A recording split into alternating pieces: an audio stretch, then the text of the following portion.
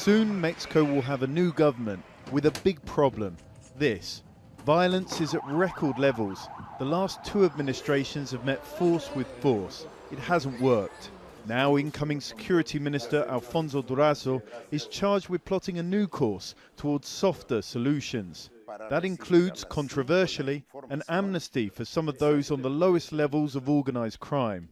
So recent polls show that the amnesty is one of your least popular proposals. So why persevere with this? Why is it so important? It's important for us because there are sectors that are vulnerable, hundreds of young people armed to the teeth, and we can't abandon them to their fate in the criminal activity that they're in now. The aim is to provide fresh opportunities for drug-growing farmers, cartel lookouts, those on the margins of society. We'd have to offer programs of restitution or substitution of crops, economic and educational opportunities, particularly for young people.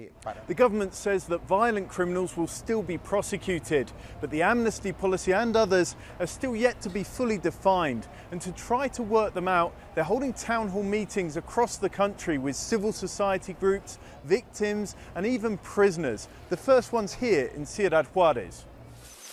They'll also use the forums to gauge reaction to other plans like legalizing marijuana.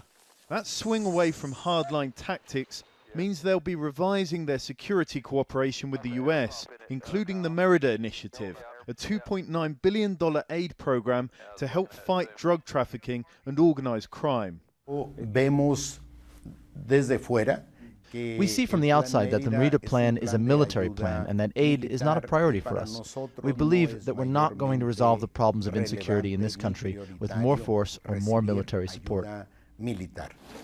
Along with the changes, one aim, unfulfilled, of previous administrations remains: a better paid and equipped police force. Durazo says delivering that will mean the army can finally leave the street. They've been there since 2006. And this is the end goal. We want to reduce the crime rate to between 30 or 50% in 3 years. On the 1st of December, the new administration takes power under President-elect Andrés Manuel López Obrador. Then the countdown will begin to see if the new tactics do work. John Holman, Al Jazeera, Ciudad Juarez.